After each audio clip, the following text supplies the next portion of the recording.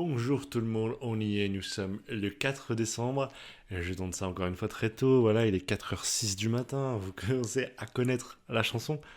Le petit espresso pour se réveiller, ça tombe bien, aujourd'hui on est dans un nouvel épisode du Comic Espresso avant Noël, le quatrième, donc le temps d'un espresso, je vais vous parler de mon top, du coup, 20, 21 mon top 21 de cette sélection des 24 comics qui m'ont le plus marqué cette année. Donc on commence par une petite lampée. Quel meilleur moyen de commencer une vidéo? Le bouquin dont je vais vous parler aujourd'hui, un bouquin qui m'a plus marqué que ce que j'aurais pensé, c'est le Punisher de Garth Ennis et Derek Robertson, et également Leandro Fernandez, également. Mais ce Punisher, donc, qu'est-ce que j'en ai pensé? Rappelez-vous, ce run de Punisher, en tout cas en Icon, il est divisé en 3 arcs, en 3 épisodes marquants. Le premier, c'est Born, le fameux épisode marquant pour beaucoup de monde sur Punisher. Le deuxième, c'est un épisode qui vient nous décrire une guerre des gangs, avec notamment l'IRA qui est impliquée. Et le troisième, je crois que c'est un épisode en Russie, avec une sorte de virus et un enfant également, qui est dans l'équation, je me rappelle qu'il est très tendre comme run, enfin comme arc, très touchant. Mais aujourd'hui, je vais uniquement vous parler de Born, en fait, parce que le but, c'est de vous parler des récits marquants. Et ce qui est pour moi un défaut de ce bouquin, c'est qu'il est un tiers marquant, deux tiers je m'en branle. C'est violent. Ouais, en tout cas, j'ai pas été marqué par les deux autres arcs, contrairement au premier, qui effectivement est hyper important puisqu'il vient raconter pendant la guerre du Vietnam, tout simplement nous montrer que le Punisher trouve ses origines ici. C'est là qu'il devient l'arme qu'il est, qui n'a plus de limites. Et c'est déjà en fait un run, enfin c'est déjà un épisode hyper marquant qui aurait presque pu se faire en one shot quoi. Donc j'avais dit que c'était pas le meilleur pour un néophyte, je le pense toujours, parce que selon moi en fait ça trouve sens ces origines-là à dire que non, les événements du parc ne sont pas les origines du Punisher. Du coup enfin comment dire, on pourrait se dire que c'est une bonne porte d'entrée parce que ça raconte les origines, mais en fait ça raconte les origines en opposition à d'autres origines que tu es censé déjà connaître. C'est là que ça trouve sa force. C'est de dire non, c'est pas ça qui va déclencher, c'est avant. Je trouve ça intéressant quand tu connais les origines du Punisher. Si tu les as pas, tu rates quelque chose quoi. Tu fais oui, bon d'accord, ok, c'est un personnage qui a été traumatisé par la guerre. Tu vois. Non, c'est un peu plus que ça effectivement. C'est pour ça que j'ai besoin de vous déjà, puisque je veux que vous me conseillez un titre du Punisher à lire en 2024. S'il n'y en avait qu'un, peut-être que j'en lirais plus, mais s'il n'y en avait qu'un, qu'est-ce que ce serait? Je sais que Greg Rucka a travaillé dessus, je sais que Garth Ennis a fait un run avec Steve Dillon, qui peut être très cool aussi. Je ne sais pas, dites-moi, ça peut être très intéressant, peut-être le nouveau run actuel, je ne sais pas, mais ça peut être très cool. Pour revenir à Born, ce que j'aime dedans, c'est que il y a déjà l'idée que le Punisher est un mal nécessaire, surtout pour son escouade. C'est-à-dire que les gars vont se dire, il est flippant, tout le monde a peur de lui, mais en même temps, s'il était pas là, on serait dans la merde. Tu vois, le fait que ce soit une, une arme humaine qui n'a pas de limite, c'est un avantage considérable dans la guerre. Et dans la guerre des rues, plus tard, ce sera la même chose. Tout le monde va avoir peur de lui parce qu'il n'a pas de limite.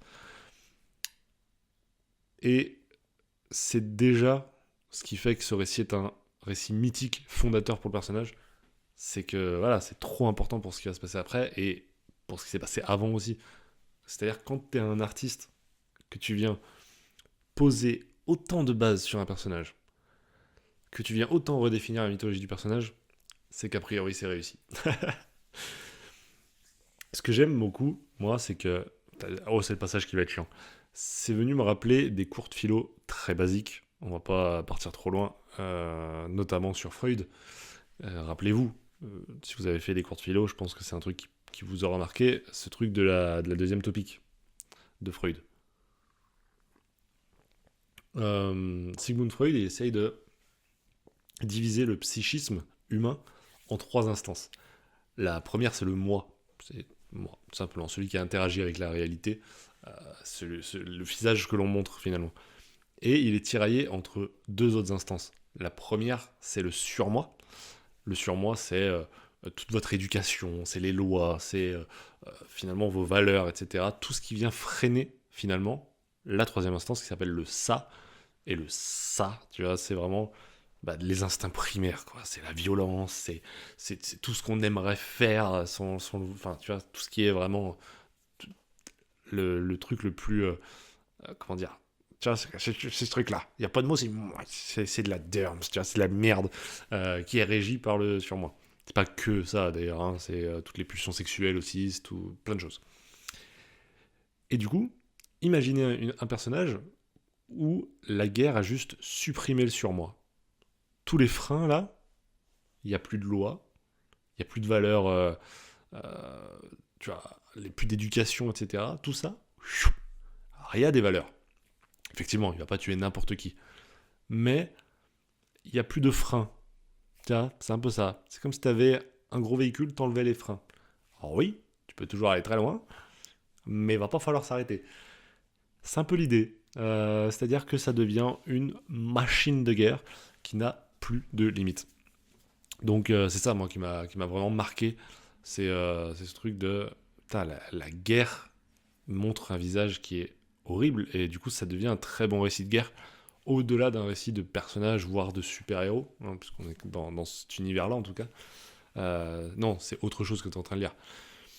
Évidemment, c'est du Gartenis en plus. Donc, la violence est là. Et en parlant de violence, dernier point, je vais pas ouvrir le bouquin. Je vous en avais déjà parlé dans la première vidéo, je me rappelle, mais le bouquin a pris extrêmement cher.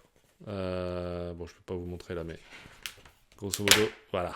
Hein, rappelez-vous. Donc, je peux pas trop vous montrer des images. Et en plus de ça, j'aurai une chance sur 2 de tomber sur un truc qui va supprimer la vidéo. Donc, pas top. Mais au niveau des dessins, on retrouve donc Darick Robertson. Je vous en ai parlé il y a quelques jours pour Transmétropolitane. Je suis toujours en kiff sur son dessin, de plus en plus d'ailleurs. Mais je pense que c'est un dessin qui nécessite une certaine maturité dans la lecture des comics. En tout cas, moi, c'est le cas. Je l'avais pas autant kiffé sur The Boys, par exemple. Mais c'est quand même le gars qui dessine le moche comme personne. Hein. Ce que je vous avais dit, je le crois toujours, je le pense toujours. Et là, c'est une vraie cour de récré pour lui. D'une part, tu lui donnes le personnage du Punisher. Quel meilleur personnage pour faire ce qu'il fait de mieux. Et en plus de ça, scénarisé par Garth Ennis. Je pense que là, à partir de là, le mec c'est pareil, hein, il avait plus aucune limite. Donc c'est parfait, ça donne un très bon début de run en tout cas. Je sais pas s'il faudrait que j'aille sur la suite ou si je change de run, parce que effectivement les 2 autres tiers m'ont pas tant marqué que ça. N'hésitez pas à me donner vous votre avis sur ce run du Punisher, sur le personnage en général. Ça peut être très intéressant d'interagir dans les commentaires. Mais dans tous les cas, on se retrouve demain pour une nouvelle vidéo, un nouvel épisode de Comics Presso. Voilà, on se retrouve demain. Ciao tout le monde.